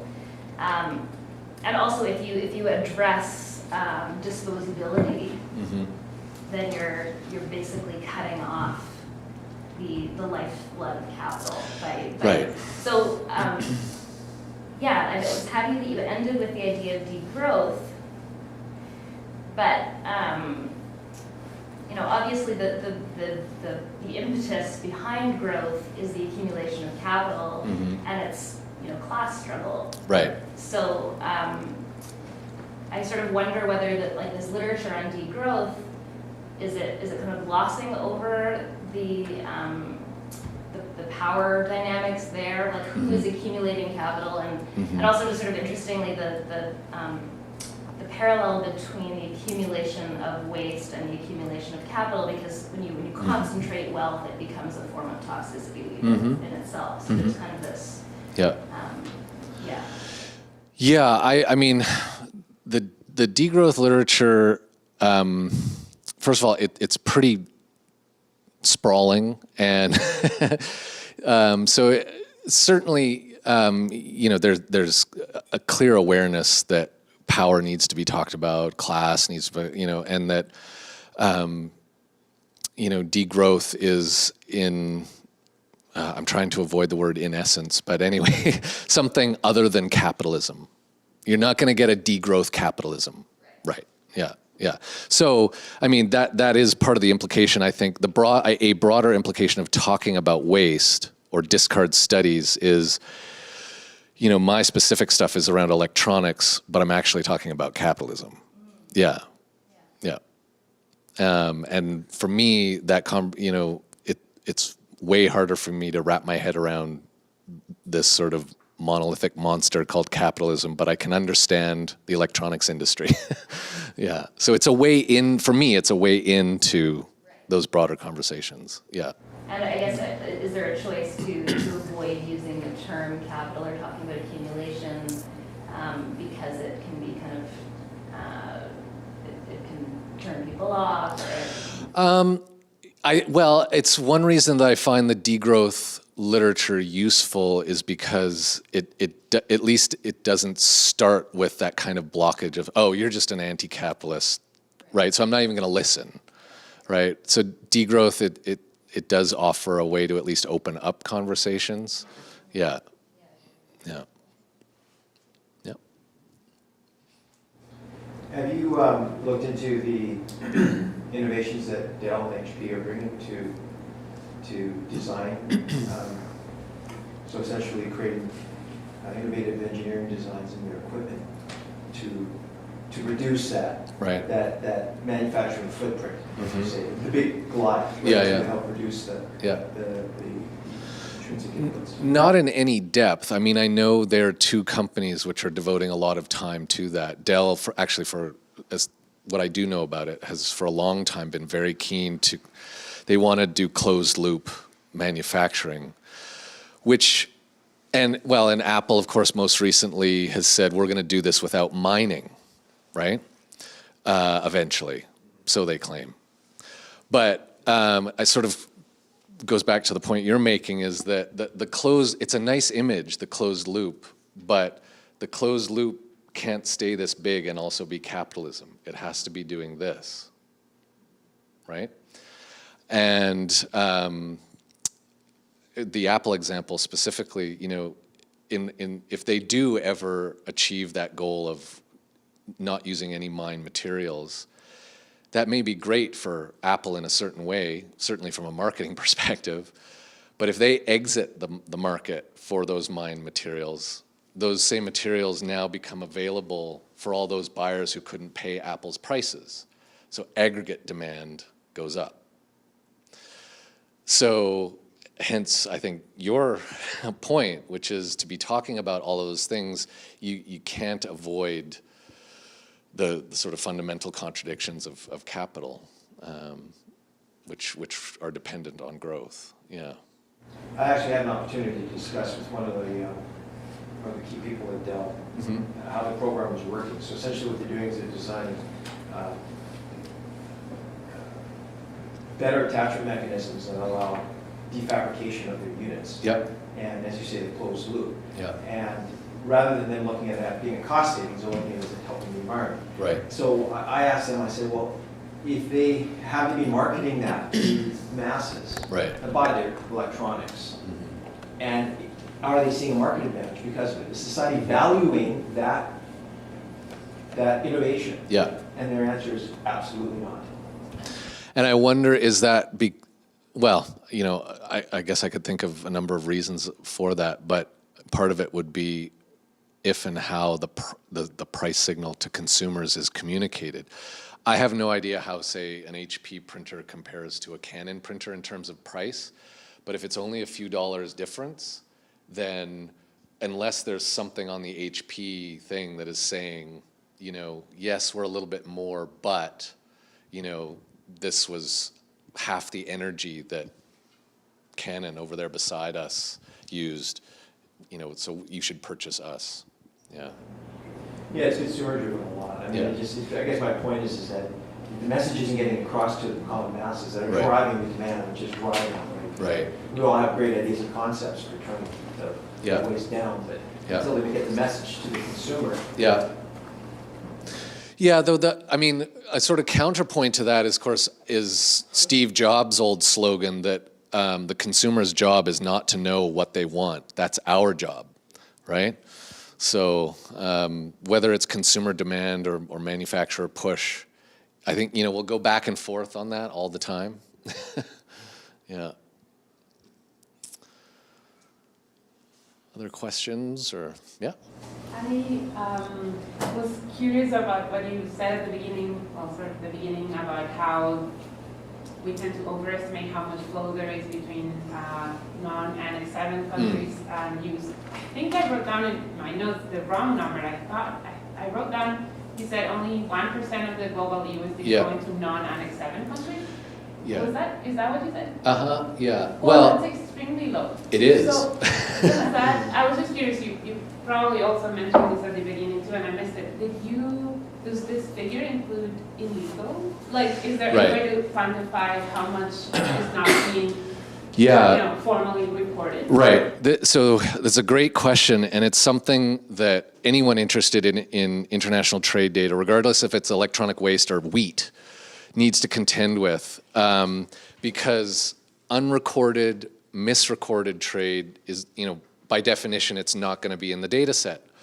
So there's an anthropologist named Carolyn Nordstrom has this amazing book called Global Outlaws, and she did an ethnography of global trade where she spent time on cargo ships, you know, as they crossed oceans, did work at ports and whatnot, and has also done, well, that's sort of beside the point. Anyway, her estimates, she was willing to claim that in some ports, up to 90% of what gets offloaded from a ship goes unrecorded, but that's across everything, right? So now where that becomes important is that, and that the 1% figure that you see up there, some of the figures, for example, for Agbogbloshie in Ghana, which literally state, you know, hundreds of millions of tons of e-waste arrive from overseas to this location, which sounds like a lot, and of course it is. And when you look at the data that is available for just the number of shipping containers that go in and out of the country, not what's in them, but just the number of containers. So Carolyn Nordstrom, her high-end estimate is 90% goes unrecorded. You would have to have 400% unrecorded data in Ghana to account for that figure of hundreds of millions of tons, which makes that figure, to me, very unlikely. All right. Yeah. Yeah. But it is a super tricky issue that you're drawing attention to. Yeah. Yeah.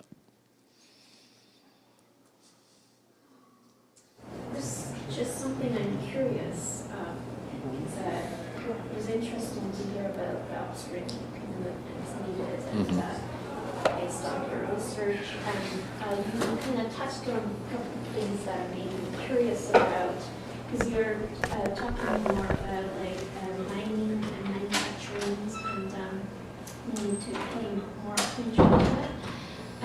What about, I can't stop thinking about military industrial complex, because that's like probably the biggest industry that makes biggest waste. Yeah. So I'm curious about how much discussion is around those kind of discussions around. So the military specifically as a source of electronic waste? Yeah, there is some discussion. Actually, it's quite interesting. In I want to say 2008, there was a big kerfuffle in the U.S. Senate Armed Services Committee when counterfeit and used components that were coming out of China and making their way into the defense or weapons manufacturing supply chains for the U.S. military. And the reason I say it's interesting is there, at least publicly, there was this theater of, sort of shock about what? Our manufacturing is in China? Our supply chains for our weapons are, and these are, Lockheed Martin, Boeing, pick your poison, L3 Technologies.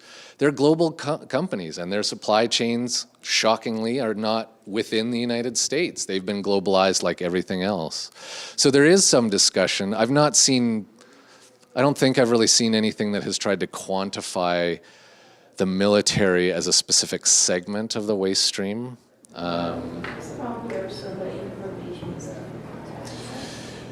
Yeah, well, it can be surprising. There's a geographer named Trevor Paglen does some really interesting work where he does use publicly disclosed data from the defense industry on waste from one of his projects was about the stealth fighter and the sort of contradiction about this super secret weapon system, and yet data was being released about the amount of waste that was coming out of the facilities that were manufacturing it. And so you could sort of reverse engineer the volume of the manufacturing that was going on. He talks about blank spots on the map, and while you might not be able to see the secrecy itself, you can see the outlines, and so the outlines give you a sense of its scale. So I think he actually touched on all those facilities that collect data. yes, yeah, Surveillance. yeah. So often using access to information. Yeah, or he's done some really interesting projects tracking secret rendition flights for enhanced interrogation or torture, depending on the terms you want to use, where in this very ironic way, the tail numbers of planes, even though they're secret flights, they still have to be registered within the FAA database.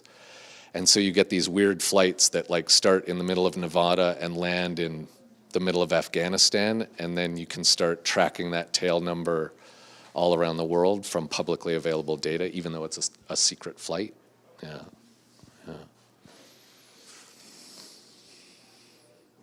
Yeah, I have a question. Okay.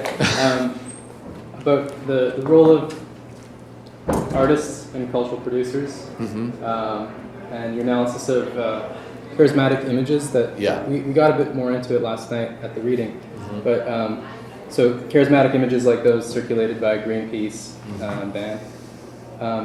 So one of the major components of your work around e-waste is to get us to reconsider what waste even is, our basic assumptions, and which is something artists do often to represent the world, make it unfamiliar. And so there are these charismatic images, like these mind bombs, that, to use the Greenpeace term, of people and places in Guayú, in Ghana, And these images have done a lot of heavy lifting in terms of getting people to even know about this, right? And we talked about it a little bit yesterday, how it's kind of ironic that, like you said yourself, got into it you got into this field of research because of like the Ban report. Yeah, because of that Ban report. That's yeah. right. Yeah. And a lot of the so like I guess my question is, as artists, we often I'm speaking for some of us in the room. We deal with the power of images, and especially if you're, and probably when you're making an argument, there are certain kind of shortcuts you take to get people's attention. Sure.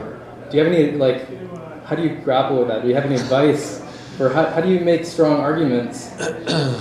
Sometimes in making a strong argument or trying to grab attention to something that's totally off people's radar, you have to. Yeah. Well, I mean, I think in this case, it's. I would never want to speak for artists because I am not one, but I think. Well, I mean, you can relate it in terms of you're an academic, you make arguments. Right. Sometimes make stronger arguments, just Well, just right. Make I your mean, point. I think the reason that I've become much more adamant about trying to reassemble the conversation about electronic waste is really coming to grips with that point that Max is making here.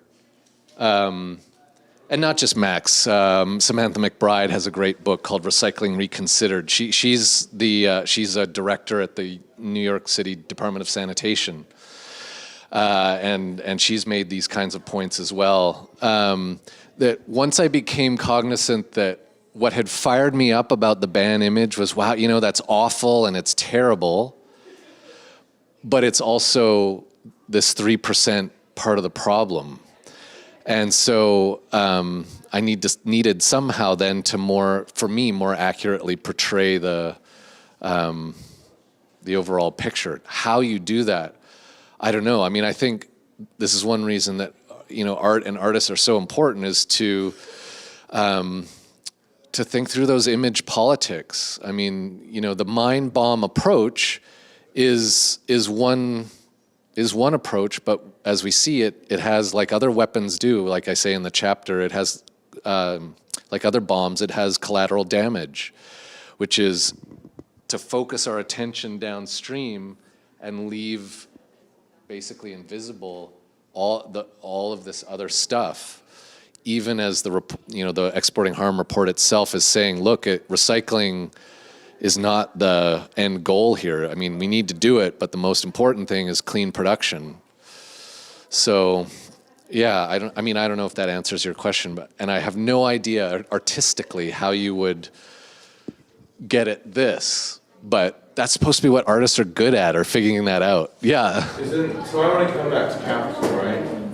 Maybe we can close the door there. Yeah. So, I mean, the notion of worlding, right? Yeah. Which I think does really good work for the project and the argument. I mean, so to what extent then is hiding, right? To what extent is worlding equivalent to ideology or fetishization in this kind of veiling, hiding away with the commodity literature, right? Yeah. So then that gets to the question, so who are the agents in the world in? Yeah. Which you kind of answered, that was one of my first questions, and then you talk about, there's the academics, there's policymakers, there's, and then I think you also mentioned in the worlding is the objects, right? So there's an agency with the objects, so that's kind of a Latourian move, right? Yeah. I mean, Josh and I went to grad school, so we read Latour together. Yes. So then, so what is the relationship? So there's lots of actors in worlding. Yeah. Whereas degrowth, like, what is the relationship between worlding and degrowth? Okay. Can you connect those two? Yeah, for sure. I mean, I mean, a certain glib answer is anything is going to be a worlding, right? Representation, I suppose, is another way of saying that. In order to make sense of the world, unavoidably, you're going to presence some things and absent others. I make this move elsewhere in the book where I talk about what the Basel Action Network is doing in their report. As it's not at all scandalous. Imagine if you had some sort of panoptic camera that could take a picture of everything, including the camera itself, and you presented that picture as evidence of something. How would a viewer know what it's evidence of, since nothing is missing and everything is there? So it's not just fetishization or the commodity fetish and that kind of stuff. Any method is going to world in some ways and not others.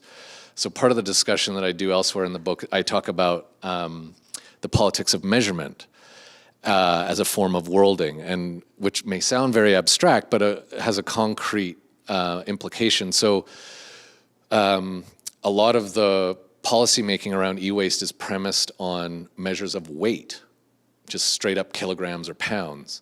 But weight, tells us nothing about toxicity. You can have a kilogram of aluminum and a kilogram of mercury. They are ontologically, they're identical in terms of weight, but toxicologically, they're ontologically radically different. There's no outside adjudicator to go to that you can, sort of kneel down and say, which is the right measure to use? Which is the best measure to use? Inevitably, when we're doing research or representation, we're forced to make choices, and those choices inevitably world in some ways and not others. So degrowth then would require a sort of a reworlding? Yeah, it is a... Yeah. Mm-hmm. Would Yeah. Because you got the R word cropping up, right, in terms of revolution, Right. or like what is going to shift? Because crucially, this slide's really important. Much of what has been hidden is the 98%, whatever. Yeah. But for things to change, and this might be argument, manufacturing is key. Right. Yeah. And so for the manufacturing to change, there's going to have to be another kind of revolution, perhaps not an anti-capitalist overthrow of capitalism. Yeah. That's one way to go, but Right. perhaps more of a material revolution where be a shift of how energy data is produced, consumed. Away Maybe. from heat. It's got to be a beyond electronic. Right. For this to die down a bit or shift, because maybe talk more about it, Josh. But MIT, there's studies on protein transfer for data, right? So Right. microchips. Yeah. So the actual materials have to shift for there to be a real shift there. I think. Yeah. I mean, I have no technical understanding of those sorts of changes that seem to be coming to what we now understand as electronics. But then I guess the question, it remains is, does that shift to, say, quantum computing and different materials, does it then end up having very large proportionate consequences for the generation of discards? Because sort of no matter what the process, it seems to me there's always discard of some sort or another. It may end up being, and I'm using the word discard to avoid the sort of the baggage that comes with the word waste. Discards may be benign. They might be. Yeah, well, maybe in the future there'll be wooden computers. Maybe. Something like where the actual material, instead of plastic cups or so much plastic, we've shifted to paper. But maybe the actual material's got to shift. I think. Certainly materials, how they work, their own agencies are a very important part of this. Yeah, absolutely. There's at the end of another scholar, Jennifer Gabrys, which I'm sure you know of, another e-waste scholar. At the end of her book, mentions research that's being done into electronics, figuring out how electronics can be made of materials that will then sprout. Right. Yeah. Well, or and help to sprout. And there is some. There's compost. There's so-called biodegradable plastics and whatnot, and Max would be much better at talking about this than I would. But those degradable, as I understand it, many of those degradable plastics, they degrade in the sense they disappear from being visually there, but but chemically they're still present. It's just that the pieces are so tiny that it's sort of at the molecular level as opposed to, a bag. Yeah. Yeah. I guess just sort of following from his point there, I was just thinking about this, that, as a way of describing what representation does, the worlding term removes questions of power. Like, you're not looking at whether what is rendered invisible is serving, the maintenance of existing structures of power. Similarly, like quantification as a way of knowing is already moving things in the direction of commodification and manipulation. That, once just that of, the tendency to use charts and numbers, there's always that risk of already, eliminating all of those relational ties that the thing has. Yeah. And it's particularity as mercury or, I look at water, so I look a lot at virtual water flow calculations, which are very similar. Once you quantify, well, there was this much water used in a pound of coffee production. We've lost whether that coffee was grown in a monocrop plantation doused with pesticides, or was it grown in a shade system with high biodiversity. Sure. Yeah, I don't know that worlding gets rid of power. I mean, some of the people that I would draw on to back that concept up would say that, power is what results from associating together what they might call resources, not necessarily in the sense of mining resources or even water, but in order to obtain durable influence. And so the issue is tracing the action that allows worlding to manifest, as it were. Yeah. I did not do a power analysis in this presentation, that's true, but I don't think there's anything in the literature that sort of articulates this notion of worlding that would make power absent or invisible. But instead of power being there as something that can do the explaining for you, the job is to explain power. How does this or that institution, organization, individual obtain durable influence? What has to be associated together for that to happen? And part of the answer that this literature, that Paul's partly pointing to, some parts of the STS literature would talk about all of, or be keen to point out all of the non-human agencies going on that have to be present or made present such that power or durable influence results. Yeah.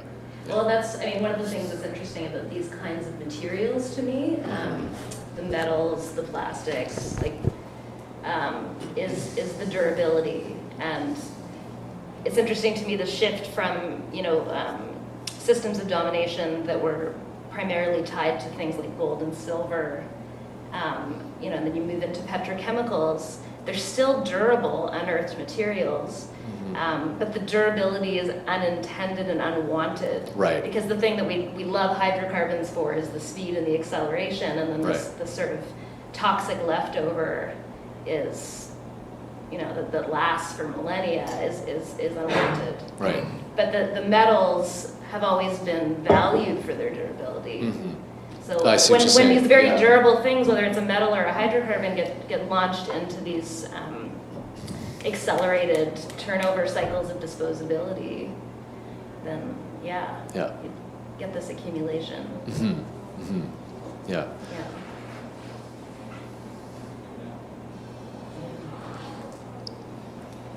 I mean, it's the whole graphic because it's industrial waste that dominates, right? It's supposed to E. It's still industrial. It's framing the. That's right. The massive. It's a powerful. Yeah. Have you received any resistance, Josh, from you presented to industry people, or I haven't. I mean, there is a sharp critique. You guys, you're hiding this. This right. Is, we know this is a problem. I mean, there is a sharp kind of parallel critique. Yeah. I have presented it at a couple of industry things now, but it was recycling industry and then repair industry. So, yeah, I probably the choir in a certain sense. Yeah. If the definition of like toxicity changes, I'm just thinking of this research by Paul Stamets where he takes mycelium, like mushroom, oyster mushroom, and uses it to like break down, I think it's cadmium or petroleum byproduct. Like if we like can master or like change the definition of toxicity, does that, I'm just wondering like how that fits in. Is that just an increase in efficiency, or is it, would that be like an idea of degrowth? I don't know that that would necessarily be about degrowth. That might be more, well, first of all, I will have to admit I have no idea what you're talking about. I mean, I get it. I get the idea of using, you know, biological processes to break down materials that are or can be toxic. I get that. Whether that would that be degrowth? Not in the sense of you know, necessarily reducing aggregate demand for materials and energy. It may be a way of kicking the contradictions of capital a little bit further down the timeline. Yeah. And in a post-capitalist future, we have a big mess to clean up in the mushrooms.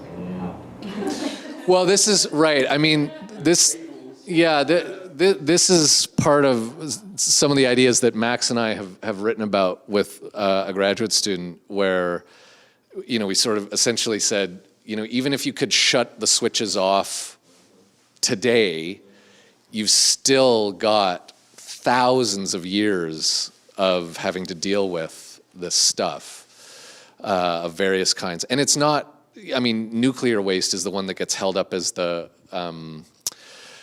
iconographic example of that, but the charismatic image, that's right. But plastics, you know, what we think of as very mundane materials, plastics are like that, endocrine disruptors, which are part of that. These two have, you know, lifetimes that easily meet or exceed nuclear waste, which is usually called, you know, talked about as a special waste, as if it's kind of an anomaly. But a lot of other very mundane materials are similar in that sense, the timescales. Yeah. Yeah. One final comment. Sure. Remind me, Josh, a bit Charles Dickens' novels of stuff, particularly Bleak House, and Okay. where you kind of get this revealing of the connections, the world within London, Okay. the kind of people going on the trash dumps. Yeah. With that recycling, but there's all these alternative economies that Dickens Right. shows is at work in London. Okay. And it's Yeah. kind of like a little parallel with the, we assume that it's the receiver of waste, that's it. Yeah. But actually there's this whole Right. multiple economies at work. Yeah, I mean, something I didn't talk about at all is the typical way of framing the stories about e-waste is a very, you know, some people talk about bourgeois environmentalism. You know, it's a very classed, to look at those apparent conditions in the photographs of, say, Agbogblosi and Guyot. There's an implicit subject position that's being addressed in those photographs, right? That I can't imagine how horrible. Well, yeah, you can't, because you're a middle-class white guy who lives in Canada. You know, that experience is not your experience. What are the other options available? You know, these sorts of questions, which can be tricky, because even to make that point, as some people at BAN have, they said, well, you're being an apologist, you're being a denier, you know, so... Yeah, it's interesting. Yeah, but I take your point. Yeah, for sure. Cool. You guys have been here a long time. Do you want to go? Yeah, you did great too. Thank you so much, Josh. Thanks for showing up. Thank you.